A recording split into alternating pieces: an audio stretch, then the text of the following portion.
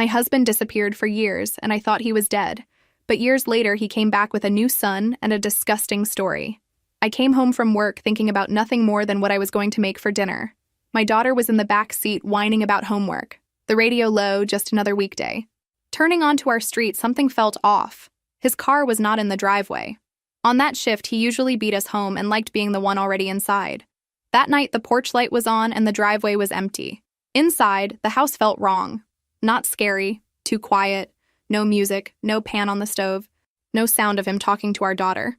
She tossed her shoes in the hall and ran to the couch like it was any other night. I stood there with her backpack still on my shoulder, trying to believe there was a simple explanation. Late at work, stopped somewhere, phone dead, fine. I put my stuff down, checked my phone, and saw nothing from him. No text, no missed call. I called once. Straight to voicemail.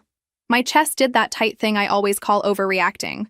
I told my daughter he was probably on his way, opened the front door again, stepped out on the porch, and called his name the same way I always did when he was running late. No answer. Just the faint hum of the refrigerator and the smell of the cereal bowl he left in the sink that morning. My daughter came running down the hallway in her socks, hair all wild, clutching the stuffed animal she drags everywhere. She slid on the floor, laughed, and then frowned when she looked past me. "Where is Dad?" she asked. I told her he was probably stuck at work and tried to make my voice sound normal. Inside, I already had that cold feeling starting in my chest, the one that says something is off, even if your brain is still writing excuses. I checked my phone, no text. I texted him anyway, then I called. Straight to voicemail. I told myself his phone must have died. I plugged in my own phone like that somehow helped, and started dinner like a robot, stirring, seasoning, checking the clock over and over. By the time it was fully dark outside and our daughter was in pajamas, I was pacing from the kitchen to the front window, pretending I was just checking the weather. I called his job. The woman at the front desk sounded tired in that way customer service people do. She said he had not clocked in at all. That was the moment my stomach dropped for real. I said there must be a mistake. She repeated it. He had not shown up. No call. Nothing. I called my mother with my voice shaking in that embarrassing way I hate. She did that thing where she tries to sound calm, but I could hear her moving around, grabbing her keys, telling my father in the background to get his jacket. They said they were coming. I called my in-laws. My mother-in-law went very quiet and then said they were on their way too. By the time everyone arrived, the living room looked like some weird vigil without the candles. My parents on one side of the couch, my in-laws on the other, my daughter curled up between them, watching their faces like she was trying to figure out just how scared she should be. We called the police that night and they told us to wait until morning. Apparently a grown man can just disappear for a bit and that is not technically an emergency. I get it, I really do. Adults have the right to walk away. But I did not sleep. I lay there in our bed staring at the empty space next to me, listening for the car that never pulled in, the key that never turned. Every time a siren wailed somewhere in the distance, my heart jumped. The next morning my parents drove me to the station because my hands would not stop shaking. Filing a missing person report feels like something other people do. People on the news, not a regular woman who still had to remember to pack a lunch for her kid. The officer asked routine questions in a bored voice. When did I last see him? Did we fight? Did he use any substances? Did he ever talk about leaving? I answered everything as honestly as I could, even when I felt like a suspect instead of a wife who had not slept. They checked the basic stuff, hospitals, accidents, jail, nothing. It was like he had stepped off the face of the earth. The days after that blurred together in this awful mix of normal and not normal. I still had to get my daughter dressed for school, still had to make sure there was food in the house, still had to wash dishes and pay bills. But now there were also calls from detectives, messages from worried coworkers, and that constant knot in my stomach. My parents started staying over on the couch so I would not be alone. My in-laws came by with casseroles and anxious eyes, sitting at the table like they were waiting for a knock on the door that would make everything make sense again. It never came. What did come were questions from everywhere. Friends calling, neighbors stopping me in the driveway, people from our community space asking if I had heard anything yet every time they saw me. I learned how to say no, nothing yet, with a tight little smile that made my cheeks hurt. At night, after my daughter finally fell asleep, I would sit on the couch scrolling through a social media app, reading articles about missing spouses, making myself sick, imagining all the worst-case scenarios. I called his phone so many times the voicemail greeting started to feel like a ghost. I printed flyers with his picture. I never thought I would be that person, standing at a copy machine feeding it page after page of my husband's face. I handed them out at gas stations, put them on bulletin boards at the grocery store, taped them to light poles with my fingers going numb in the cold. My parents came with me, my in-laws too. People I barely knew helped share the post online. My mother-in-law cried in the passenger seat as we drove around town, clutching a stack of flyers to her chest like a lifeline. Weeks passed. The police did what they could, which honestly is not much when there is no car found in a ditch, no bank account drained, no obvious crime scene. They told me over and over that sometimes adults just leave. They said, "You would be surprised," in that quiet voice, and looked at me with pity. Maybe I should have listened more to that sentence. One afternoon, a few weeks in, the call came. A police officer asking me to come to the morgue to identify a body. There is no way to describe that moment without sounding dramatic. My legs just went out from under me. My mother grabbed the phone before it hit the floor. My father kept saying my name like he was trying to pull me back into the room with the sound of it. My in-laws showed up within minutes, like they had been waiting in their car outside. I do not remember the drive there. I remember the fluorescent lights and how cold it was, the sound of doors opening and closing somewhere behind us.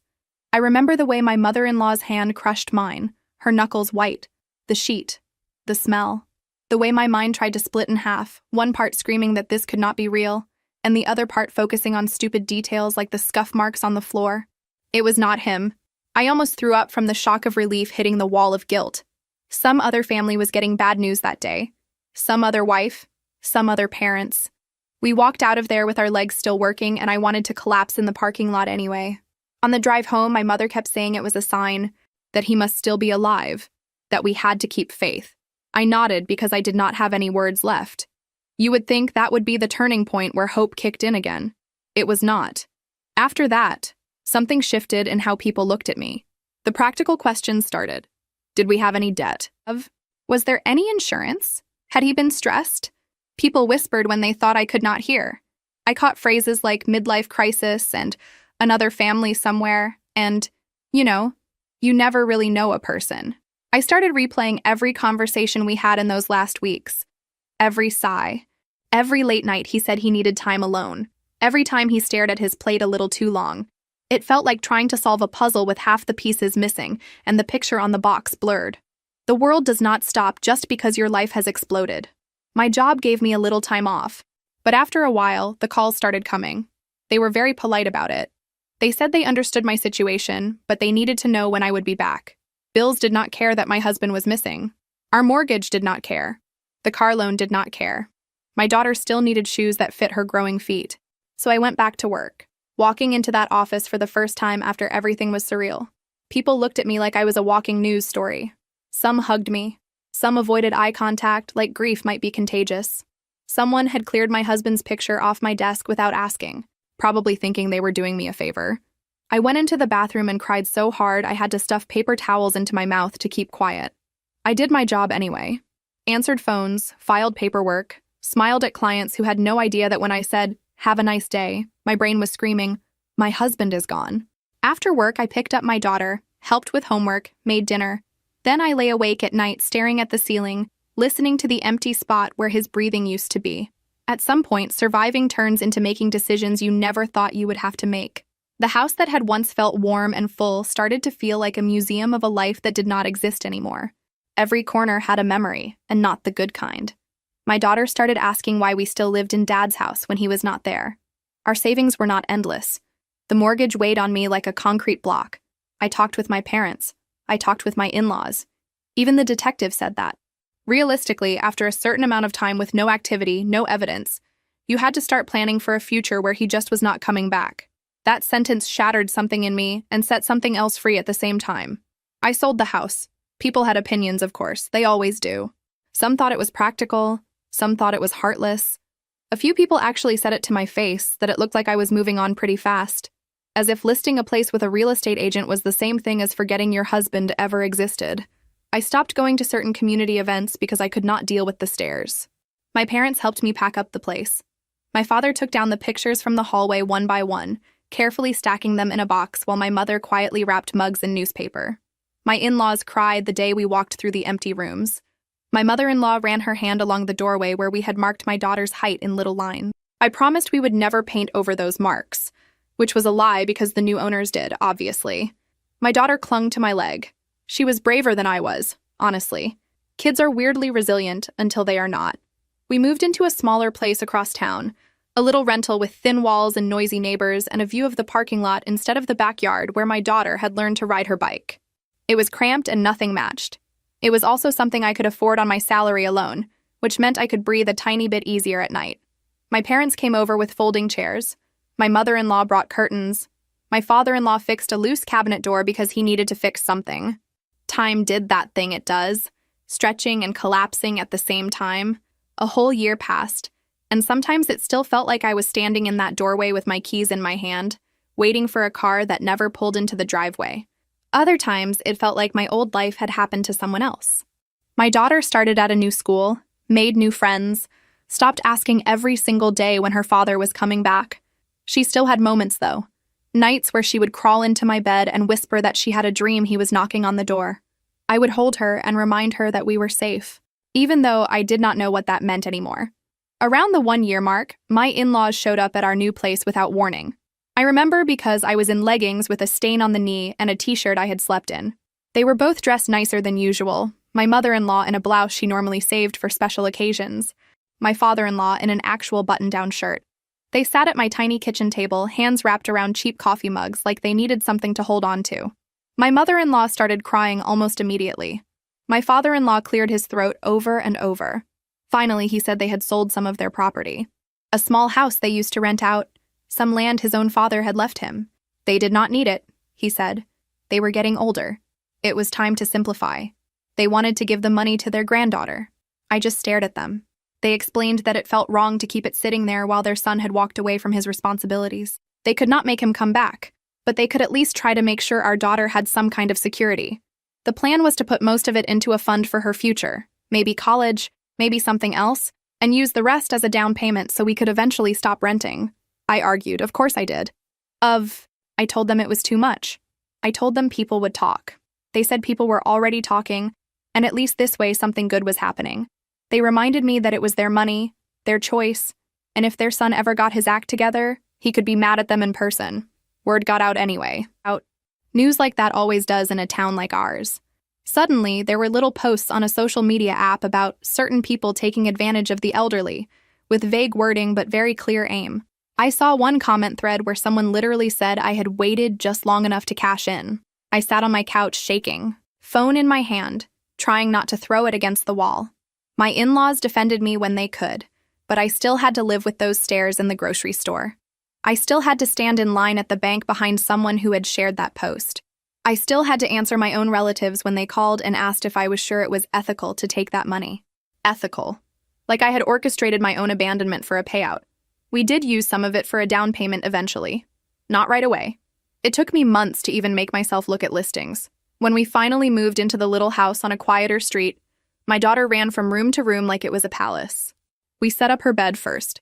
We painted the walls together. I opened a separate account for the rest of the money and labeled it with my daughter's name. Every time I transferred a little bit more of my paycheck into that account, it felt like I was building a fortress brick by brick around her future. She still asked about her father sometimes. The older she got, the more pointed the questions became. Why he left, if he was dead, if I was sure, if there was something she did. That one hurt the most. I told her the truth I could live with, that he had made choices that had nothing to do with her worth, that he was the one missing out, that we were going to be okay anyway. For a while, that was our life. Me working, my parents helping, my in-laws coming over on weekends to take my daughter to the park. We created this strange, patched-together family that somehow worked even with the giant hole in the middle where my husband used to stand. Then, almost exactly 2 years after he disappeared, someone banged on my front door early on a school morning and ripped that fragile normal to shreds. I was in the kitchen making breakfast. My daughter was at the table drawing little hearts on the corner of a worksheet instead of actually doing it. The knock was too loud for that hour. That kind of heavy pounding that makes your stomach drop before you even know why. I wiped my hands on a dish towel and walked down the hallway, already rehearsing a speech in my head for some sales pitch I was going to shut down. I opened the door and there he was. I do not know how long I just stood there staring. Time did that thing where it stretches and snaps at the same time. He looked different and exactly the same. Thinner, maybe. Dark circles under his eyes. Same jaw, same way he always pushed his hair back when he was nervous. He was standing on my porch like he had just stepped out to get the mail. And next to him, tucked into a stroller, was a baby. My brain refused to connect the dots at first. I stepped forward. I heard myself say his name. My whole body flooded with something that felt like relief and fury fighting for space. I threw my arms around him before I could stop myself, sobbing into his jacket, asking a million questions at once. Where had he been? What happened? Was he okay? Why had he not called? Why had he not called? Why had he not called? He kept saying my name, his hands awkward on my back. There was this weird delay in his voice, like he was answering from far away. I did not even look at the stroller for the first few seconds. When I finally pulled back enough to see the baby's face, my brain finally caught up. The baby was too big to be a newborn, old enough to look right at me and grab at the zipper on my hoodie. Dark hair, little round cheeks, a blanket tucked around tiny legs. The baby looked up at me like I was just some stranger who had interrupted a walk. Something in me went ice cold. Behind me, I heard my daughter's footsteps thump down the hallway. She peeked around my arm and froze. Her whole body went stiff. Her mouth fell open. She whispered, "Dad," in this tiny voice that cracked right down the middle. He looked over my shoulder and smiled, but it was this weak, guilty thing that made me want to slam the door shut right then. I did not slam it. Not yet. I stepped back, pulled my daughter behind me like a shield. I asked him again where he had been. He said he wanted to explain, that he needed to come inside, that it was a long story. I looked at the stroller again, and suddenly the long story did not feel that complicated. My chest started to burn. All the missing nights, the whispers, the half-thought-out theories people had thrown around, they all crashed into one ugly picture. I told him he could talk from the porch. He begged. He tried that soft voice he used to use when he wanted to calm me down after an argument, saying we should not do this in front of our daughter. I could feel my daughter shaking behind me. I told him if he did not start talking right there, I was closing the door and calling the police just to have them on record that he was alive. So he talked. He said there had been someone else, a woman from work, that it started as just talking during late shifts and turned into something else, that it had been going on longer than he wanted to admit, that when she got pregnant, everything spun out of control. He could not face me, he said. He could not face our daughter, my parents, his parents. He said he had packed a bag and driven off with this plan to figure it out somewhere else, and it had all just kept going from there. I do not know if there is a right way to find out your husband did not just vanish. He chose to walk away and start a whole second life with someone else. But I am pretty sure on your front porch in front of your kid while a baby stares at you is pretty high on the list of worst options. He talked about moving to another state with the woman, about living with some relatives of hers, about trying to make it work. He said she changed her mind after the baby came, that she had wanted an escape from her own mess, not a real family, that raising a child with a man who had already abandoned one family turned out to be less romantic than she thought. He said she left. Just up and left one day, no forwarding address, no goodbye. She left a letter and a baby, and that was it. He said he had driven back because he had nowhere else to go. He said it like he was telling me about car trouble, like this was all just some unfortunate series of events that had happened to him, instead of a long chain of choices he had made on purpose. He kept trying to slide in phrases like, I was not in my right mind, and I was so depressed, and I did not want to hurt you. I could see the story he had built in his head, the one where he was some tragic figure who got pulled in too deep by circumstances. I snapped. All that numb ice inside me cracked open and something molten came pouring out. I do not even remember exactly what I said first. I know there was a lot of, how dare you, and you left your daughter, and you let me think you were dead. There was also a lot of swearing. My daughter started crying again, louder this time, hands over her ears. The baby in the stroller started wailing too, because of course he did. I told him he needed to leave, right then.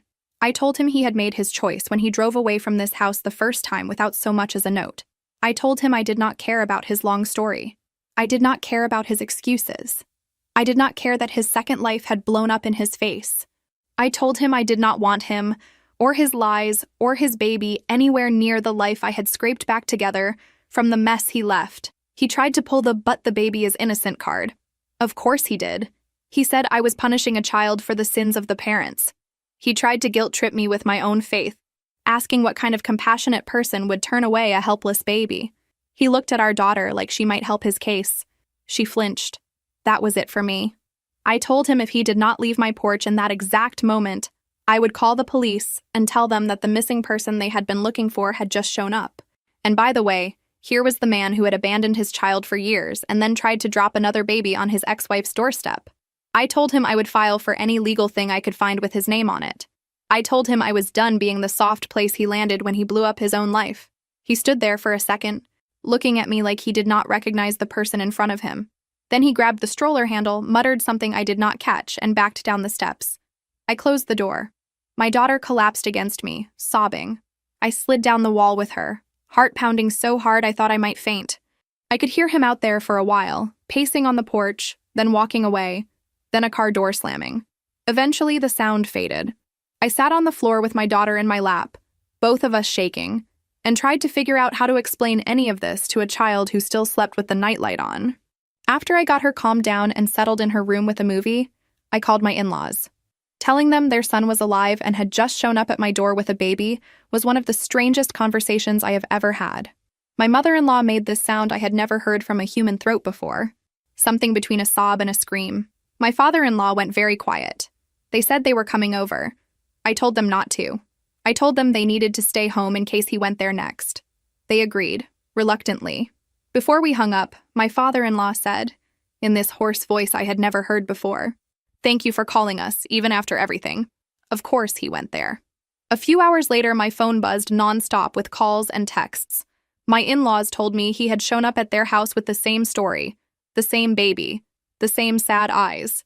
He had tried to paint himself as a man who had been through unspeakable things, who had lost himself and was now ready to be forgiven. They had listened. Then my father-in-law, who used to apologize for raising his voice even a little, told him to sit down because they needed to talk about the money. I was not there, obviously, but I know my in-laws. I can picture it. The quiet kitchen, the old clock ticking on the wall, the stack of bills in a little basket on the counter. I can see my mother-in-law wringing her hands in her lap, and my father-in-law finally saying the words their son never expected to hear. They told him about the property, about selling the little rental house and the parcel of land, about giving the money to their granddaughter because they thought their son was either dead or gone for good.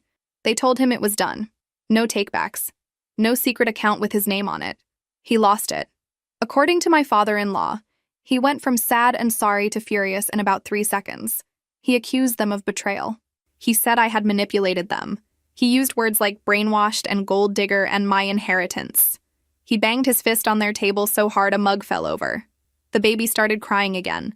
My mother-in-law had to pick him up and walk around the kitchen while her grown son yelled at her for giving away money that he had, in his mind, already spent. My father-in-law, who had always been the peacemaker, stood up and told him to get out. He told him that inheritance was not a guarantee, that nothing in life was a guarantee, and that if he wanted to talk about people being taken advantage of, maybe he should go look at the little girl he had abandoned and the baby he was dragging from house to house like luggage. He told him he loved him, but he would not reward this kind of behavior. He said the money had gone to the only person in this whole mess who had done nothing wrong, their granddaughter. That was the first clash. It was not the last. When he realized he was not getting a check from his parents, he shifted tactics. He went online. You have no idea how fast a half-truth can turn into a full-blown story when people want drama. It started with a picture, some old shot of him and his parents in front of a house with a caption about family homes and promises. Then there was a long paragraph about how his soon-to-be ex had convinced his elderly parents to sign everything over to her daughter, leaving him with nothing. He never mentioned the part where he conveniently forgot to show up for his own life for years. The post took off in our small corner of the internet.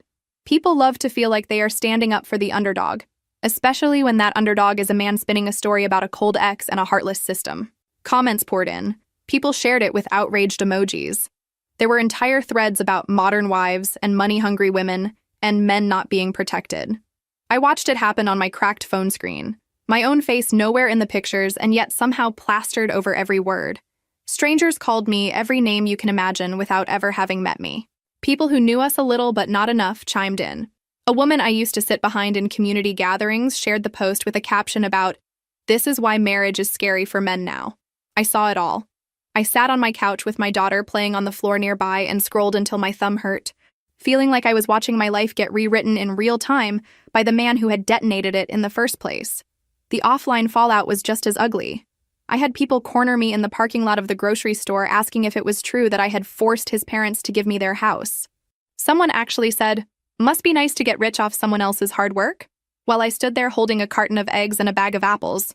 I wanted to scream that I was still clipping coupons and checking my bank balance before filling my tank, but I knew it would not matter. He did not stop at words. He started showing up places. At my daughter's school, hanging back near the parking lot at dismissal time, just close enough for her to see him, far enough that it was hard to make a scene. She would freeze when she spotted him, then bolt to my car and slam the door. The first time it happened, she shook for an hour. I marched into the school the next day and told them everything. They were supportive, but there are limits to what they can do without a court paper in hand. So I got the court paper. Filing for a restraining order is not glamorous. There is no dramatic music, no inspiring speeches. It is just forms and waiting rooms and explaining your pain to people who have heard far worse. I told them about the abandonment, the sudden return, the baby on my porch, the online campaign, the appearances at school. I felt like I was reading from a script I did not remember agreeing to act out. Eventually, a tired-looking judge signed a piece of paper that basically said he needed to stay away from me and from our daughter's school. It was something, at least on paper. My in-laws tried to reason with him. They asked him to stop posting, to stop showing up, to think about the damage he was doing, not just to me, but to his own child. He listened just long enough to twist their words after. When people pointed out that his parents were defending me online, he started hinting that they were senile, that I had filled their heads with lies, that they were not what they used to be. I watched him cannibalize his own support system in real time. And then, because apparently the bar for his behavior had not been lowered enough yet, he pulled his most predictable move. He disappeared again. This time, though, he did not vanish alone. He left the baby behind. It happened on a random morning at my in-laws' house. They had caved and let him stay with them for a little while after he showed up with more apologies and promises. I get it. They are parents. Hope is stubborn. Hope. They set rules. He would look for work.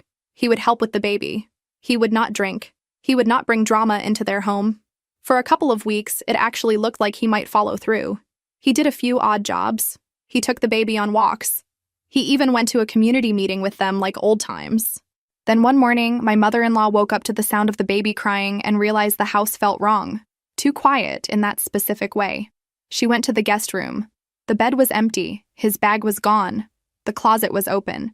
The baby was in the crib alone, diaper full, face red from crying. On the kitchen table, there was a scrap of paper with a few sentences scribbled in his rushed handwriting. Something about needing space, and you love him more than I ever could, and you already picked your side with the money. He had walked out again, left his son behind like a bag of trash. My mother-in-law called me sobbing so hard I could barely understand her. My father-in-law got on the phone and said they did not know what to do, that they could not handle a baby that young full-time, that they were too old, too tired, too broken by all of this. I drove over there immediately, my daughter in the back seat with wide eyes, clutching her stuffed toy like it could ward off the reality of what we were walking into. Seeing that baby in their living room was surreal. He was sitting on a blanket surrounded by toys, cheeks sticky from tears, his little hands grabbing at anything within reach. He had no idea his father had left. Again. No idea how many bridges had been burned over his short life already. I picked him up and he settled against me like he had known me for years instead of moments. My heart twisted. I did not want another child. I did not want anything that tied me any closer to the man who had done this. But I am not made of stone. My in-laws started reaching out for help. They talked to social services, to a woman at their community center who knew someone in another state where the baby's mother had supposedly gone. They posted in private groups online with pictures, asking if anyone recognized the woman. They got ignored, then yelled at for airing dirty laundry, then finally slowly responses from people who actually wanted to help. After a few months of this, one of those messages turned into a real lead.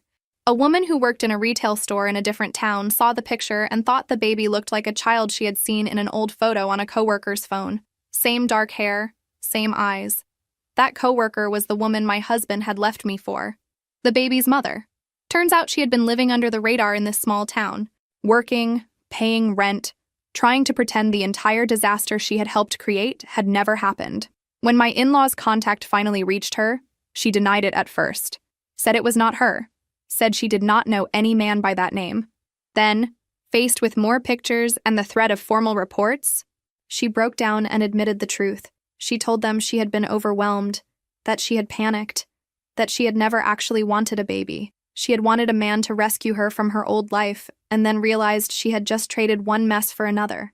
She said she thought my husband would be a good father because he talked so much about the daughter he had left behind, which is honestly the most twisted sentence I have ever heard. At first, she still did not want to take the baby back. She said she did not have the money, the space, the emotional capacity. My in-laws, and later a social worker, laid it out very clearly. The baby could not stay with two senior citizens who were already stretched thin. Either she stepped up and took responsibility, or things were going to escalate into legal territory she could not control. Under that pressure, she agreed to come. When she walked into my in-laws' living room for the first time, it was like watching a ghost in a mirror. She was younger than me, but stress had carved lines into her face. She looked at the baby like he was both hers and a stranger's. He reached for her after a hesitant moment, and something in her softened. I was there, off to the side, holding a mug of coffee with both hands because otherwise they would have been shaking. She would not meet my eyes. I did not really want her to. She apologized, eventually, to my in-laws mostly, for leaving them with the baby, for the chaos. She did not say much to me, just a quiet, "I am sorry," that covered absolutely nothing and everything at the same time. I nodded because what else was there to do? None of us could undo any of it. We could only move pieces around and try to make sure this baby did not become another casualty of my husband's selfishness. She took the baby with her when she left. There was a lot of paperwork, some court dates, a whole tangle of logistics I honestly was not involved in beyond giving permission for my name to be used as someone with information about his father's pattern. I went back to my life, back to work, back to school pickups, back to making dinner while my daughter told me about her day. Online, the noise started to quiet down. People moved on to the next scandal. A few of them sent me private messages saying they were sorry they had believed him. Those apologies landed like pebbles in a deep well. I said thank you because that is what you do. But it did not erase the damage. Social services called me a few times after that, asking more questions about my husband's behavior, his history, the way he handled money, the way he had left. Apparently, the baby's mother had decided she wanted to pursue child support. I did not blame her. She had made terrible choices. Yes, but she was trying now. Meanwhile, somewhere out there, my husband was probably spinning another story about being the victim of cruel women and an unfair system. Months passed. Honestly, at that point, I kind of forgot he was a person who needed to eat and work and pay rent.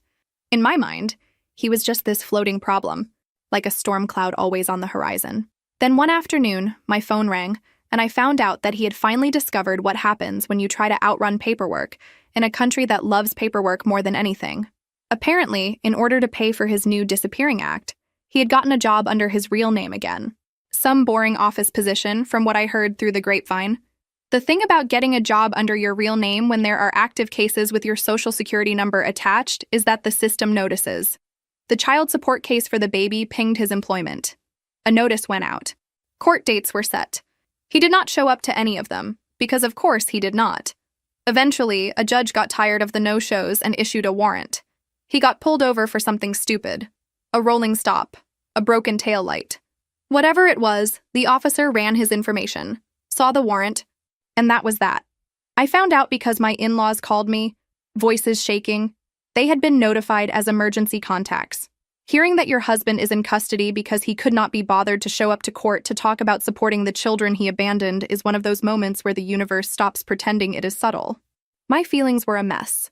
On one hand, there was this ugly, petty satisfaction, like the universe had finally pulled the emergency brake on a train that had been barreling through all of us. On the other hand, there was dread. I knew my daughter was going to hear about it. I knew it would rip open wounds that were barely scabbed over. Sure enough, the news trickled down the kid grapevine. Someone's parent mentioned something within earshot of someone else, and within days my daughter came home from school with her shoulders hunched and her eyes too big. "Is Dad in jail?" she asked, standing in the kitchen doorway clutching her backpack like a shield. I closed my eyes for a second. Then I told her the truth, in kid terms. That he had not followed rules about taking care of his responsibilities. That a judge had said there were consequences.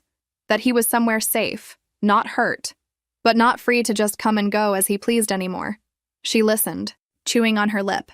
That night she had nightmares and wet the bed for the first time in a long time. I washed the sheets in the middle of the night while she slept on the couch, cartoons playing softly to cover the sound of my quiet crying. He was released eventually, of course. The system is not built to keep men like him locked up for long. He made some kind of deal.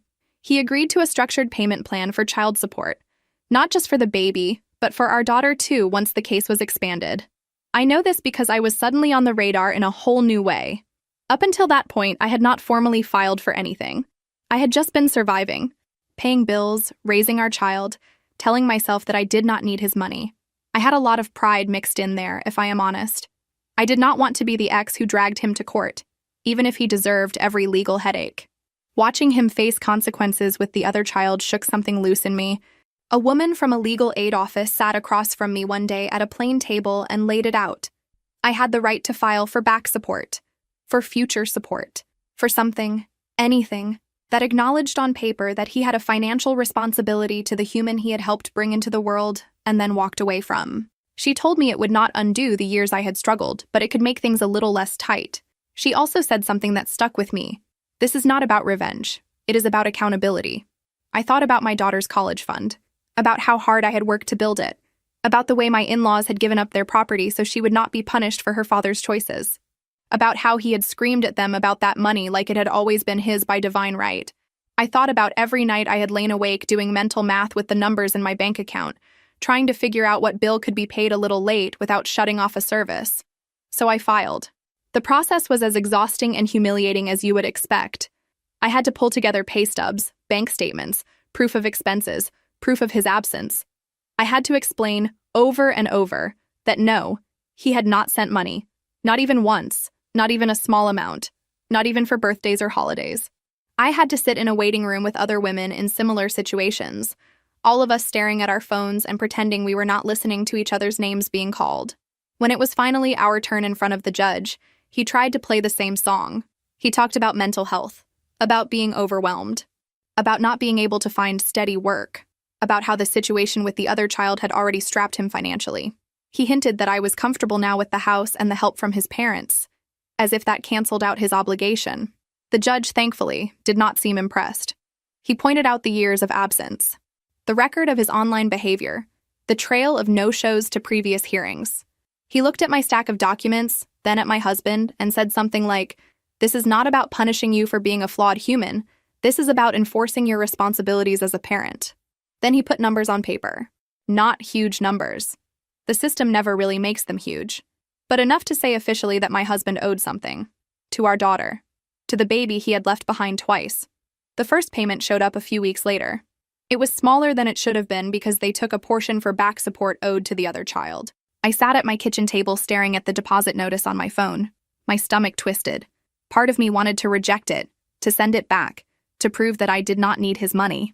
Another part of me saw my daughter's name attached to that account and thought about the future apartments she might rent, the textbooks she might buy, the airports she might walk through someday chasing a life that was not built on fear. I left the money where it was. The payments have never been consistent. Some months they are on time, some months they are late. A few months they do not show up at all and then double up later.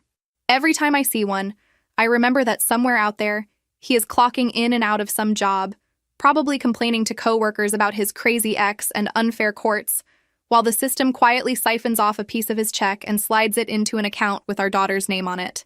I do not forgive him. I know people love stories where the woman finds peace and lets go and maybe even thanks the mess for making her stronger, but that is not what this is. I moved forward. That is different.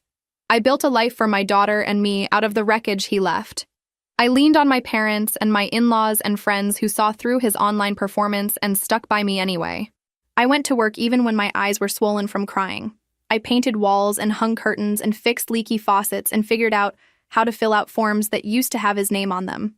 My daughter is older now. She knows more than I wish she did. Kids always do. She remembers the night I opened the door and found him standing there with that stroller. She remembers the way my body went rigid, the way my voice changed. She knows he has another child out there somewhere. She knows he went away again. She knows that money shows up sometimes that has his name on it in tiny letters on a statement. She also knows that her grandfather has never missed a school concert, that her grandmother always answers the phone on the first ring, that my father taught her how to ride a bike in the parking lot of our first tiny rental. She asked me once if I regretted anything. Not in those words exactly. She said, "If you could go back and not marry Dad, would you?"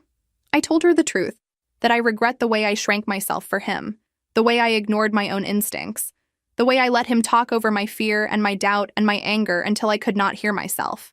I said I would change that if I could, but I would not change her. She is the one thing that came out of all of this that is pure and good. If I had to walk through hell to get her, then fine. I would still want her on the other side. Sometimes when the house is quiet and my brain tries to drag me back into old memories, I still get flashes. The sound of that first voicemail that never came. The fluorescent lights in the morgue. The weight of the flyers in my hand. The look on my in-laws' faces when they told me about the money. The feel of my daughter's small fingers digging into my arm when she saw her father on our porch again for the last time. I also get other flashes now. My daughter laughing with my father over some silly inside joke. My mother teaching her how to make a recipe that has been passed down through generations. My in-laws sitting on my couch at my new house, watching her open presents, their eyes bright and soft at the same time. Little scenes of a life that is not the one I planned, but is still a life, still ours. If there is a lesson in all of this, it is not some neat thing you can fit on a picture with a sunset behind it. It is messy and uncomfortable. It is this. Sometimes the person who blows up your life never gets better. They do not have a redemption arc. They do not come back with flowers and a sincere apology and a new job and a therapist and a promise to make it right. Sometimes they just keep being exactly who they are, and the only thing you can do is stop standing where the debris will land. I stopped standing there. I do not know where he is now. I hear bits and pieces, that he is working somewhere new, that he is telling people a new version of our story where he is less at fault, that he still complains about the money, about the ungrateful women who ruined his life. Maybe some people believe him. Maybe some do not. It does not really matter anymore. What matters is that my daughter and I are here, that there is a roof over our heads and food on our table and people in our lives who show up when they say they will. That when the porch light comes on at night, it is because I flipped the switch. That when someone knocks on my door now, my first thought is not, is this the police? Or, is this a ghost? It is, did my friend drop by? Or, is this a package I forgot I ordered? The fear is not all gone. I still jump when unknown numbers pop up on my phone. I still tense when I see a car that looks like the one he used to drive. I still have a folder in my emails with every legal document, every order, every confirmation, because a part of me is always ready to prove, again, what he did and what I survived. But I also have something else now. A quiet, boring, beautiful kind of stability that I used to think only other people got. Nights where the biggest drama is my daughter refusing to put her plate in the sink. Mornings where I drink my coffee while the sun comes up and no one is missing. Holidays where the only tension is whether my mother's side dish will turn out right. A future that feels like it belongs to us, not to his chaos. He can keep running from himself if he wants to. The system will keep catching up in small ways, nibbling at his paycheck, pulling him back into courtrooms, reminding him on paper of the lives he tried to abandon. That is between him and whatever conscience he has left. Me? I am done chasing ghosts. I live with the living now. I live with the people who answered when I called in the worst night of my life and kept answering over and over, even when the story got messier and uglier and more complicated than any of us wanted. Rain still comes sometimes. Bad weather still crashes into my days when I least expect it. But I have learned how to close windows, how to roll up rugs, how to hold on until it passes. I have learned that I am allowed to lock my door, literally and metaphorically, even when someone on the other side is knocking and crying and telling me they have changed. I can love my daughter fiercely, respect my in-laws' grief, appreciate my parents' help, and still keep that lock firmly in place when it comes to him. That is not bitterness. That is survival. That is what it looks like when a woman finally realizes that she does not have to set herself on fire to keep a man warm, no matter how many stories he tells about the cold. And because life does not magically turn into a movie just because you survived something huge, the next part was not some dramatic new chapter. It was a lot of boring hard work with little pockets of quiet drama sprinkled in, the kind no one posts about because it does not get many likes. There was the time a woman from my old community space cornered me in the cereal aisle and said, in that fake, sweet voice, that she hoped I was enjoying the house his parents paid for. I could feel my blood rush to my face.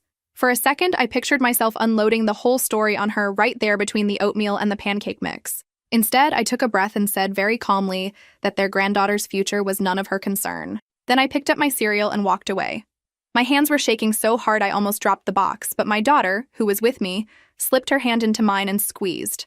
Later that night, she told me she was proud of me for not yelling. I laughed because if she had seen the speech inside my head, she would know how close it had been. There were nights when the loneliness felt heavy, when the house was quiet and the only sound was the dishwasher humming, and I would catch myself glancing at the empty chair across from me at the table. Not because I missed him exactly, but because my brain was still wired for another adult to be there.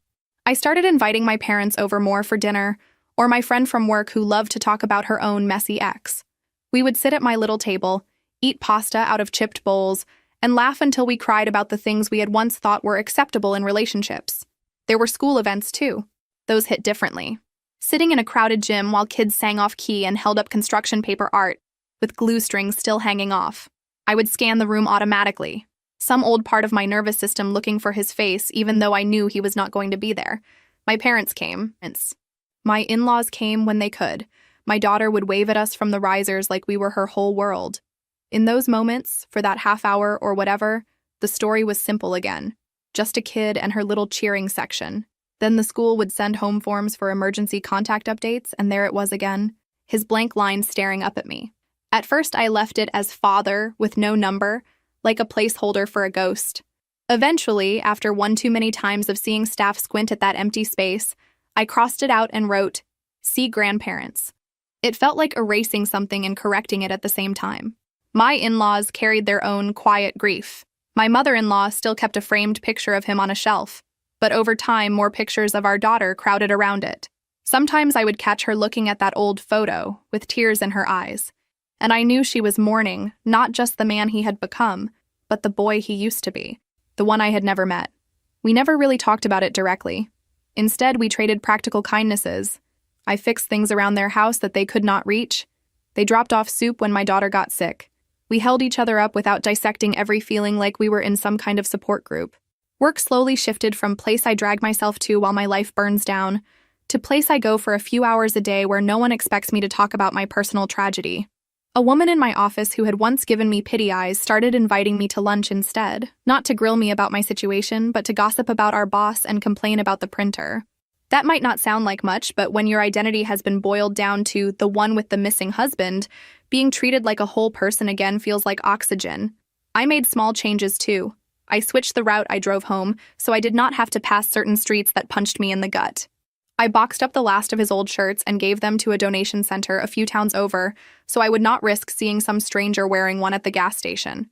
I went through my social media accounts and quietly removed people who had piled on when he made his little victim posts. No dramatic callouts, no big speeches, just digital house cleaning. Click, gone, sanity saved.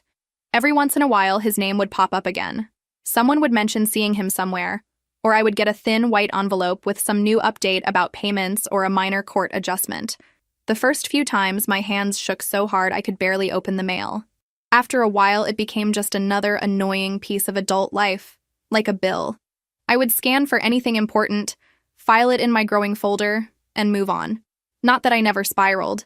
There were nights when I would lie awake replaying everything and get angry all over again, even at people who had tried their best. I would think about the early days of our marriage, before everything cracked, and wonder where exactly the line was between normal relationship problems and the moment he started becoming the man who could drive away without a word. It is tempting to go back in your mind and try to find the first red flag, the one you could have cut down if you had been a little braver, a little less in love with the idea of your life. But here is what I landed on, after way too many late-night overthinking sessions.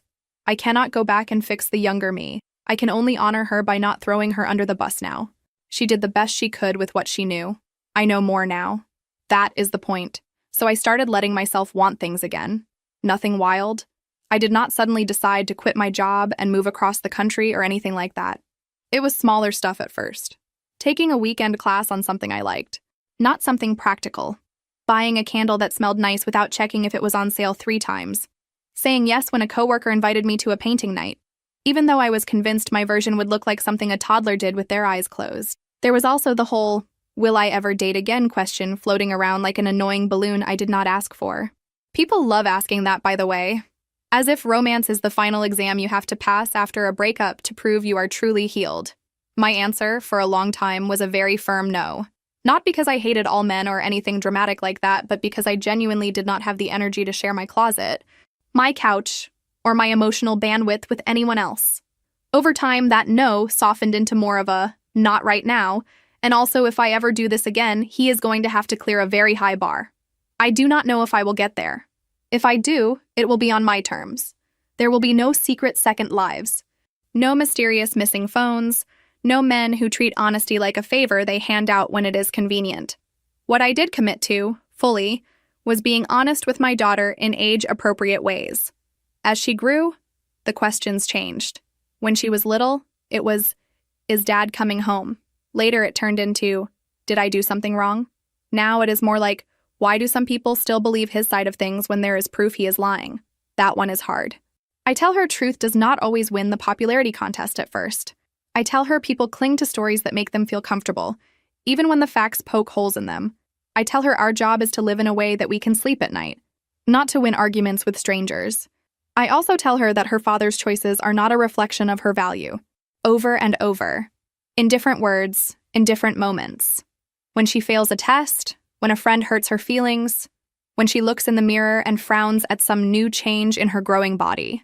I repeat it so often that sometimes I catch her saying a version of it to herself in the hallway mirror before school, and I have to step into the bathroom for a second so she does not see me tearing up. My parents shifted around me in quiet ways.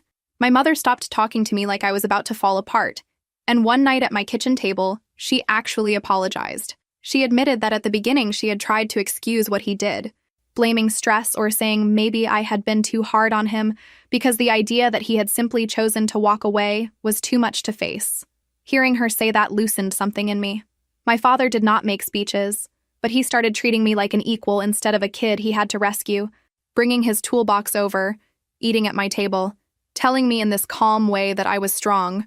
My in-laws poured their love into our daughter instead of defending their son.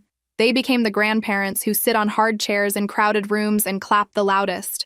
They send cards with a few dollars for her savings and notes that say, "For your future." They cannot undo what he did, but they are clearly on her side. From the outside, our life looks boring now. Most nights are homework on the table, dishes in the sink, my daughter arguing about bedtime. On weekends, we see family or stay home and watch a movie we already know by heart. No big drama, no calls to the police, no posts about me spreading like gossip.